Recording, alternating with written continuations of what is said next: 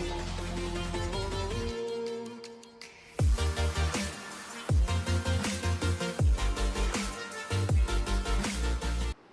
Students, welcome to IIT JEE and NEET hub. इस platform पर हम आपको मैथ्स और साइंस के टफ टॉपिक्स को बहुत ही आसान तरीके से समझाएंगे, जिनके जरिए आप अपने बेसिक कॉन्सेप्ट को क्लियर कर सकते हैं। ओके, देन अब हम ट्रिग्नोमेट्रिक्स इक्वेशंस के ही प्रॉब्लम सॉल्व करेंगे, मीन्स थीटा या एंगल्स ही फाइंड आउट करेंगे, बट इसमें हम आइडेंटिटीज़ यूज़ करेंगे।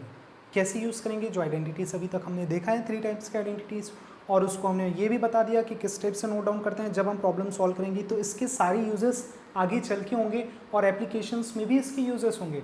ओके, सो अब हम ट्रिग्नोमेट्रिक्स इक्वेशंस देखते हैं और उसमें आइडेंटिटीज़ यूज़ कैसे करते हैं। सो फर्स्ट क्वेश्चन देखिएगा, solve cos square X plus cos X equal to sine square X where 0 is greater than और equal to X is less than और इक्वल टू 90। सो अभी जब हम ट्रिग्नोमेट्री इक्वेशंस के प्रॉब्लम सॉल्व किए, उसके बाद हमने आइडेंटिटीज़ किया, आइडेंटिटीज़ में 3 टाइप्स कर लिए। अब जो ट्रिग्नोमेट्री इक्वेशंस करेंगे इसमें हम आइडेंटिटीज़ का यूज़ करेंगे, और इसमें हम ट्रिग्नोमेट्री इक्वेशन सॉल्व करते टाइम हमको या तो थीटा एक्स जो मैंने बताया वो एंगल्स चेंजेस हो सकते हैं, बट एंगल ही निकालना रहेगा। Is that clear? सो हमारे पास ट्रिग्नोमेट्री इक्वेशंस का जो आइडेंटिटीज से रिलेटेड जो प्रॉब्लम्स है वो देखिए।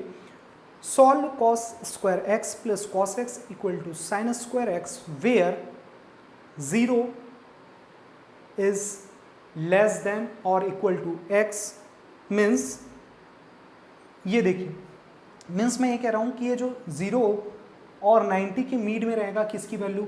x की वैल्यू। देख लीजिए, ये मैं कैसे जाना? क्योंकि हम अभी तक जो x या कोई एंगल है, रेशियोज का जो एंगल्स हैं वो हमने सिर्फ 5 टाइप से पढ़ा, 0, 30, 45, 60 और 90, 5 टाइप्स के ही हमने एंगल्स पढ़े पूरे 6 रेशियोज का। और हमारे पास ये जो रेशियोज गिवन है, हम इसमें x की जो वैल्यू है ये 0 और 90 के मीड में ही रहेगा। ओके, सो अब हम ऐसे प्रॉब्लम्स को सॉल्व कर रहे हैं, इसमें हमको सबसे पहले ये देखना है कि ये जो रेशियोज हैं, ये जो रेशियोज हैं वो डिफरेंट रेशियोज हैं।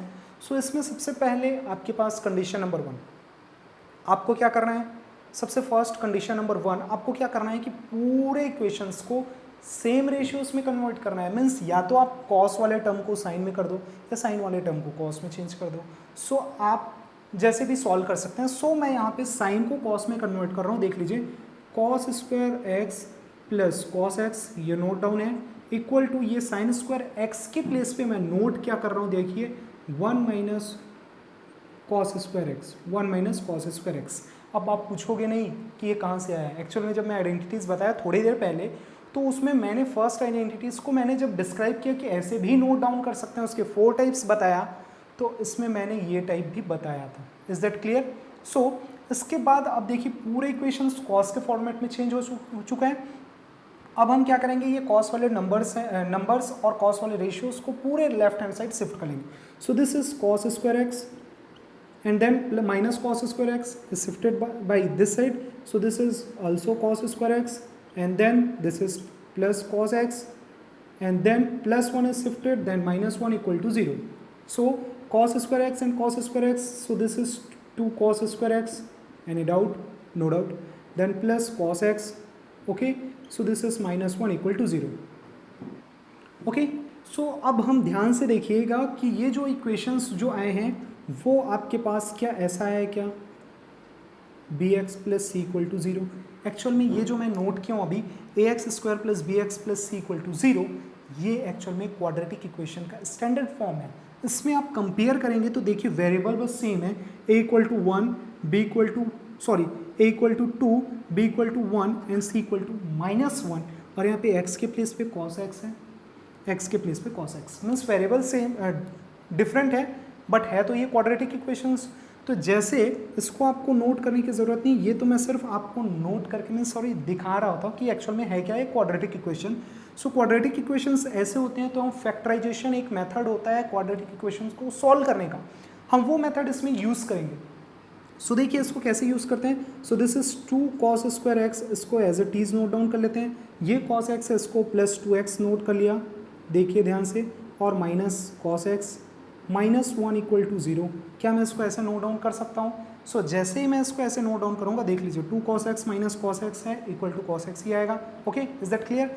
अब आप ध्यान से देखिए कि इस दोनों में कुछ कॉमन है, जैसे फर्स्ट है 2 और इसमें कॉस स्क्वायर एक्स है, इसमें कॉस एक्स है। सो कॉमन क्या निकल गया हमारे पास? Cos x. हमारे पास इसमें क्या बचा? सिर्फ बच गया बेटा कॉस एक्स। सो देन यहाँ पे हो जाएगा +1। क्यों +1? क्योंकि 2 cos x तो ऑलरेडी पूरा बाहर आ गया है। अब इसमें होता क्या है, जो ब्रैकेट में आया आप एक्चुअल में उसी को एज इट इज नोट कर दो, ये बहुत ईजिली है।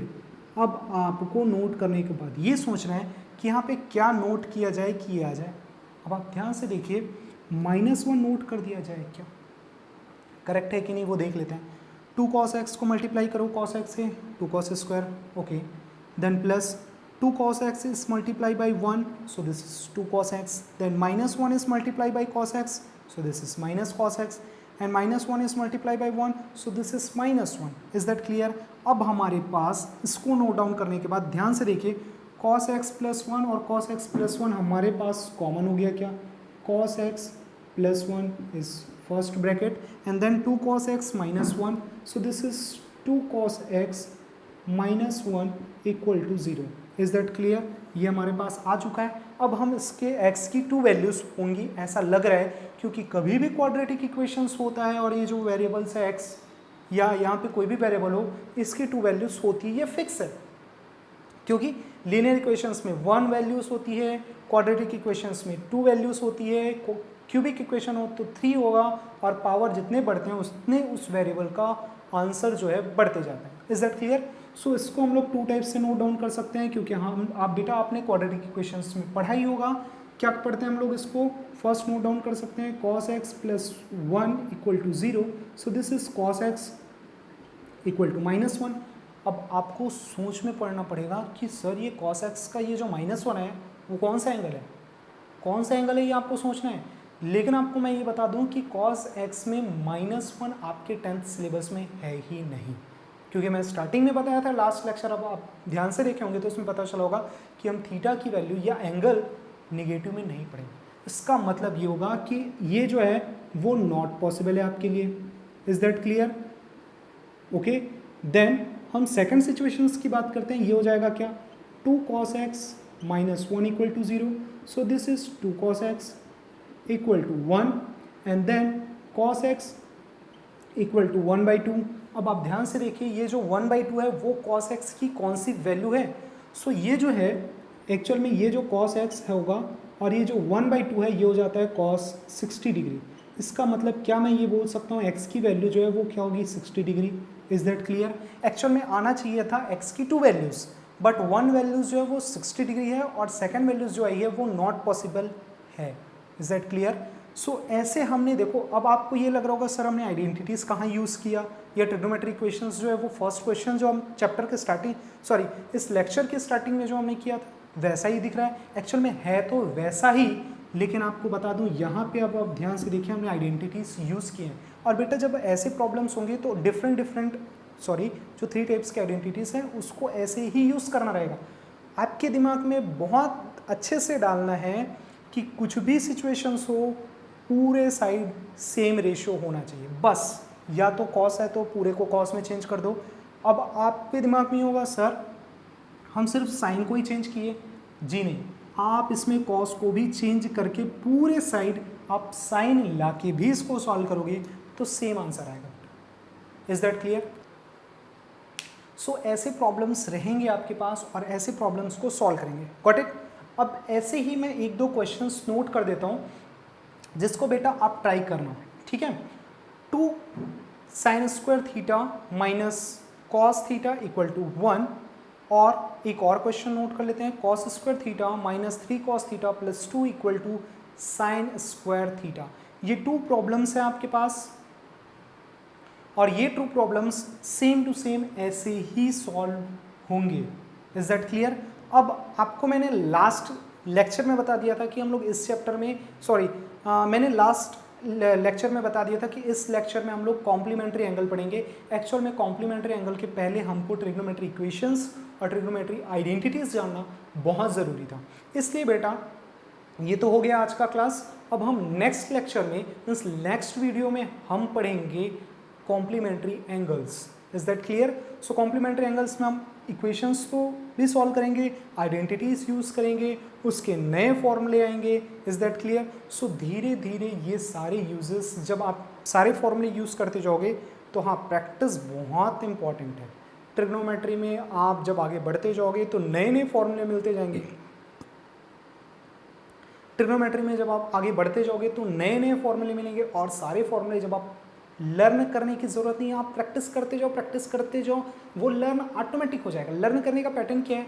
जब आप सॉल्व करते हो, आप क्या करना, बोलो लिखो, बोलो लिखो, बोलो लिखो, तो वो ऑटोमेटिक आपको लर्न हो जाएगा, आपको पता ही नहीं चलेगा आपको कब याद हो गया। Is that clear? इस लेक्चर के नोट्स डाउनलोड करने के लिए डिस्क्रिप्शन में दिए गए लिंक पर क्लिक करना, ठीक है? ओके बेटा, इस लेक्चर के नोट्स डाउनलोड करने के लिए डिस्क्रिप्शन में दिए गए लिंक पर क्लिक करना, और वहां से आप इस लेक्चर के नोट्स को डाउनलोड कर लेना, और उससे आप प्रैक्टिस करते जाना। अब आप एनसीईआरटी की बुक उठा प्रैक्टिस करते जाना। Okay, got it? Best of luck. और अब हम मिलते हैं नेक्स्ट लेक्चर में। अब हम मिलते हैं नेक्स्ट लेक्चर में कॉम्प्लीमेंट्री एंगल के साथ। ओके, आई होप आपको ये लेक्चर समझ आ गया होगा।